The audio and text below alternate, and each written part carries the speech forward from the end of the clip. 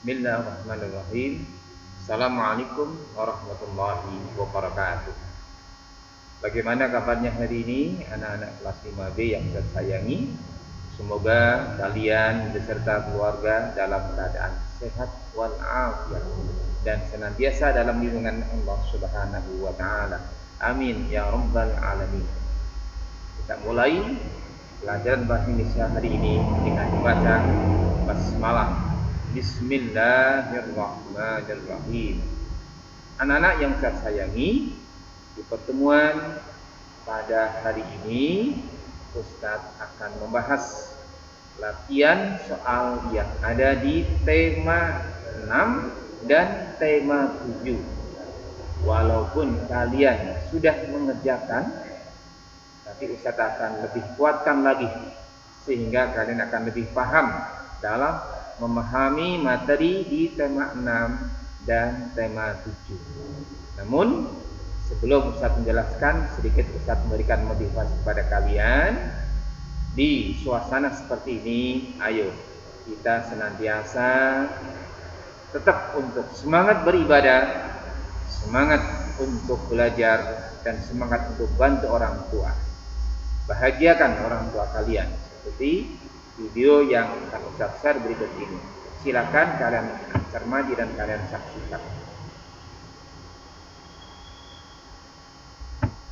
Malas mewudukkan emak. Engkau dimandikannya dulu berapa kali? Mandi pagi, mandi siang, mandi petang, mandi malam. Makan coklat kotor dimandikannya lagi. Sekarang dia baru sakit 3 bulan, kau katakan malas mewudukkannya. Sebesar buah keras taik kau dimakannya bulat-bulat. Sekarang tiba masa sakitnya, kau katakan tak wajib salat. Meleleh air matanya, dia ingin salat. Menggeletar tangannya mau mengambil air, tak sanggup. Kau katakan salatnya tak wajib. Suamimu yang kau jumpa umur 25 tahun, setelah lajang, setelah gadis, jumpa dewasa, kau layani dia seperti raja. Emakmu yang 9 bulan 10 hari mengandungmu, mengalir darahnya dalam darahmu, kau biarkan. Kau katakan kau layak masuk surga. Layak kau masuk surga. Ridha Allah fi ridha walidain. Ridha Allah terletak pada ridha orang tua. Saya ingatkan saudaraku yang laki-laki, yang perempuan, jangan menyesal di akhir masa. Ada dosa yang hanya akan ditanggung di akhirat. Peminum khamar, pezina, pejudi boleh jadi di dunia dia senang. Di mana ditangkapnya azab? Di akhirat nanti ditangkap azab. Tapi ada dosa di dunia kau dapat, di akhirat kau dapat. Apa? Orang tua. Kalau masih hidup sekarang, balik dari sini, belikan makanan, bawakan dia, suapkan ke mulutnya. Itulah kebahagiaan yang luar biasa. Bawakan dia ke tempat yang senang. Orang-orang Cina, kalau ada emaknya tua, ada ayahnya, hoki. Pergi saya ke Malaysia ceramah, saya tengok orang Cina sedang menyuap emaknya di mall mewah, di restoran mahal. Tak berambut lagi, mak sudah tua, disuapnya. Kenapa mereka sayang betul? Hoki, pemancing rezeki, kata dia. Dibelikannya kursi goyang, diberikannya makanan enak-enak. Kalau dia sudah meninggal, berikan 2 sak, 3 sak semen, antarkan ke masjid yang perlu bangunan untuk almarhumah emakku. Allahumma ighfir laha warhamha wa'afiha wa'fu anha. Tidak ada kebahagiaan selain bakti kepada orang tua.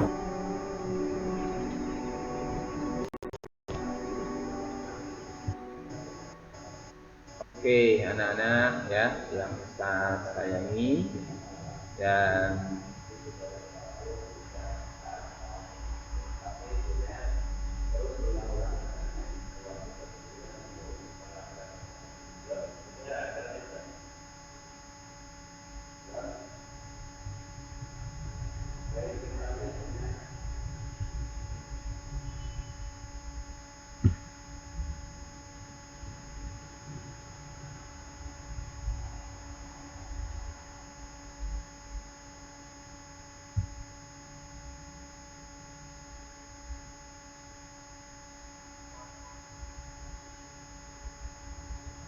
jadi intinya bahagiakan orang tua kalian ya anak-anak ya.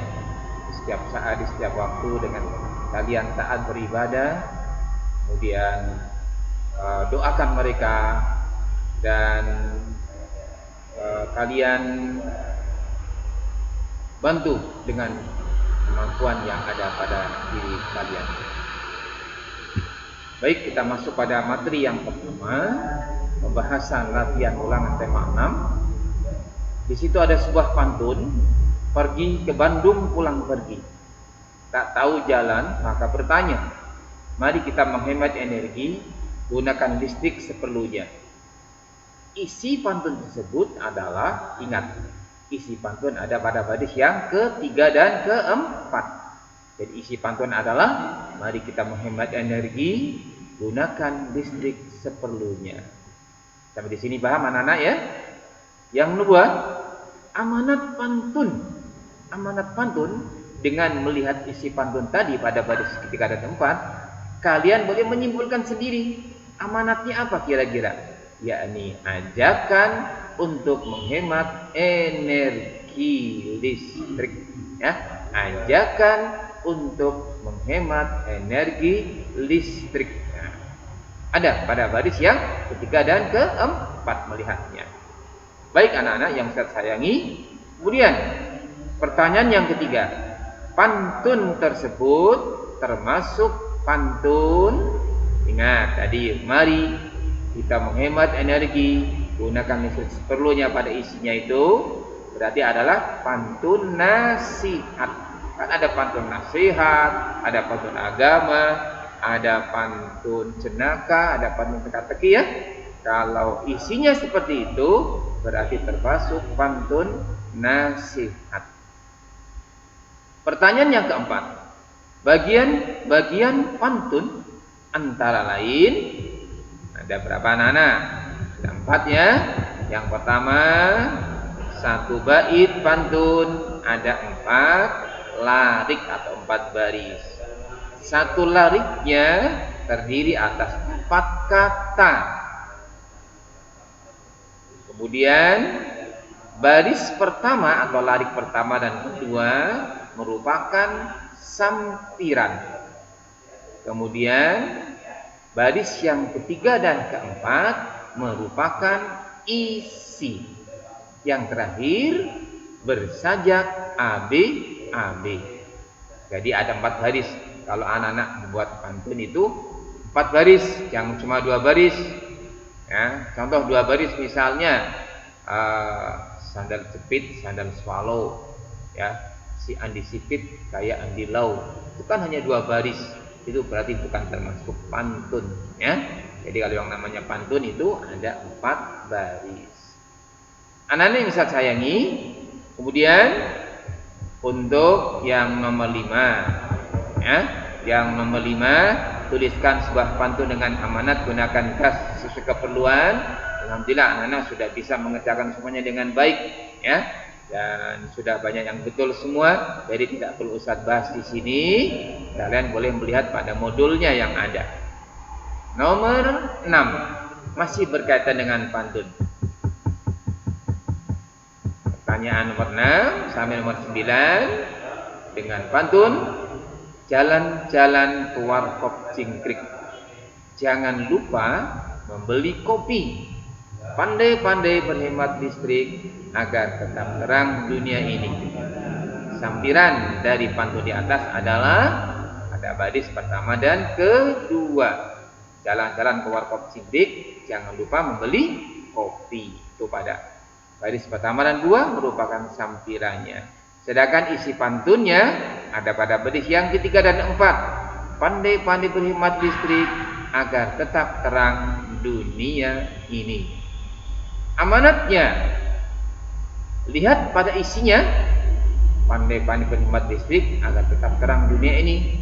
Amanatnya adalah hemat listrik akan membuat dunia ini semakin terang, ya. Jadi ajakan untuk berhemat listrik itu juga boleh, ya.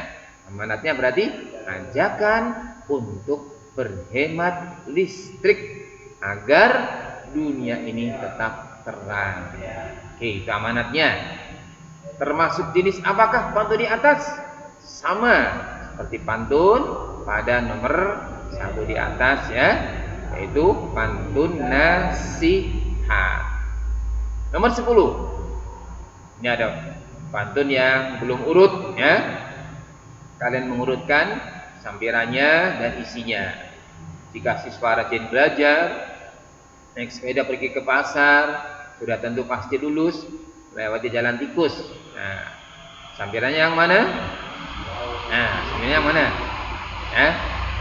Naik sepeda pergi ke pasar, melewati jalan tikus. Jika siswa rajin belajar, sudah tentu pasti lulus. Nah, itu jawabannya. Oke, sampai di sini mudah-mudahan anak-anak paham semuanya ya. Untuk latihan soal tema 6, Ustaz sudah bahas ya.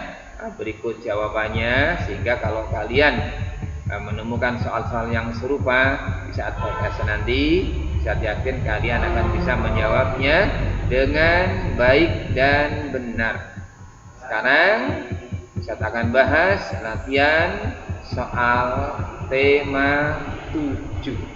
Perhatikan dengan baik-baik. Soal tema 7 ini adalah berkaitan dengan teks non-fiksi, teks yang berdasarkan kenyataan.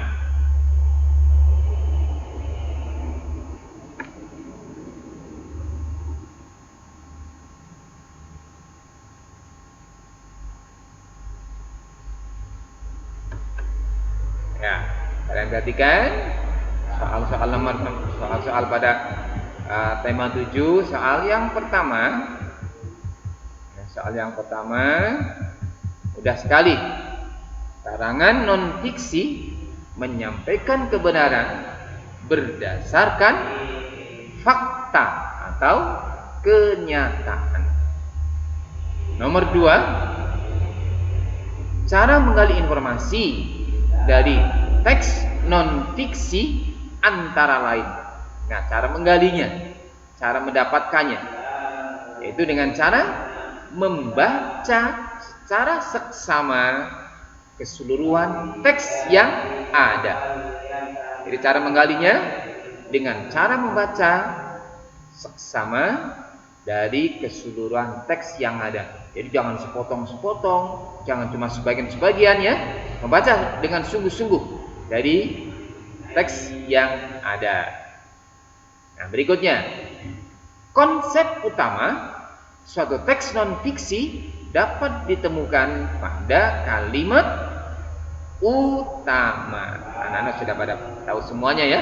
Yang di dalam kalimat utama itu juga ada ide pokoknya. Sedangkan kalimat yang kedua dan seterusnya itu merupakan konsep penjelas. Jadi konsep utama ada pada kalimat utama, yang di dalam kalimat utama itu terdapat ide pokok. Nomor 4. Ini yang perlu diperhatikan anak-anak ya.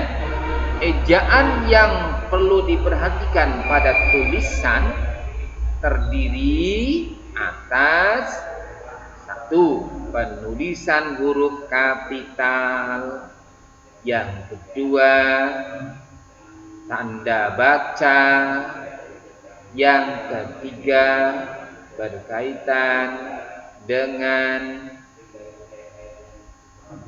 penulisan huruf kapital atau huruf besar. Yang kedua adalah penggunaan tanda baca yang tepat. Nah, itu yang harus diperhatikan ketika kalian menuliskan kembali dari teks non-fiksi dengan kalimat kalian sendiri. Perhatikan penulisan huruf kapitalnya, juga perhatikan tanda bacanya. Ya, perhatikan tanda bacanya. Oke, itu yang pokok ya, yang 2 itu yang harus kalian perhatikan saat menuliskan kembali teks non-fiksi dengan bahasa kalian sendiri. Kemudian untuk nomor 5, hal yang perlu diperhatikan. Hal yang perlu diperhatikan saat membuat tulisan. Nah, Ini hampir sama antara nomor 4 dengan nomor 5. Hal yang perlu diperhatikan saat membuat tulisan, ya. Tadi yang pertama adalah kalian memperhatikan huruf kapitalnya. Yang kedua, memperhatikan tanda bacanya. Kemudian yang ketiga, kalian memperhatikan diksinya atau pilihan katanya. Nah, ada tambahannya sedikit, ya. Jadi memperhatikan diksi atau pilihan katanya, sehingga kata-kata yang digunakan itu adalah sesuai dengan kaidah bahasa Indonesia yang tepat dan benar. Untuk nomor 6, melihat pada bacaan teks non fiksi di atasnya, anak-anak, ya. Tuh ada 8 kalimat dalam paragraf tersebut. Kalian tentunya pernah membaca buku, bukan? Tahukah kalian bagaimana awal terciptanya buku? Ternyata buku memiliki sejarah yang cukup panjang. Pada zaman dahulu, tulisan biasanya ditulis pada gulungan kertas. Namun, gulungan kertas tersebut dianggap tidak praktis dan hanya bisa ditulis pada satu sisi saja. Oleh karena itu, manusia menumpuk gulungan kertas tersebut. Setelah ditumpuk, mereka dapat membuat tulisan di kedua sisi kertas. Itulah awal bagaimana buku yang kita kenal sekarang bisa berbentuk lembar-lembar kertas dan dijilid di salah satunya. Konsep utama paragraf teks non fiksi tersebut terdapat pada kalimat yang keberapa? Yaitu pada kalimat yang ketiga. Kenapa pada kalimat yang ketiga, anak? Bukan kalimat yang pertama. Kalimat yang pertama ini kalian tentunya pernah membaca buku, bukan? Nah, ini ada tanda tanya. Sebuah kalimat pertama ini tidak diawali dengan tanda tanya, ya. Sama dengan kalimat yang kedua. Nah, kecuali kalimat yang ketiga nih.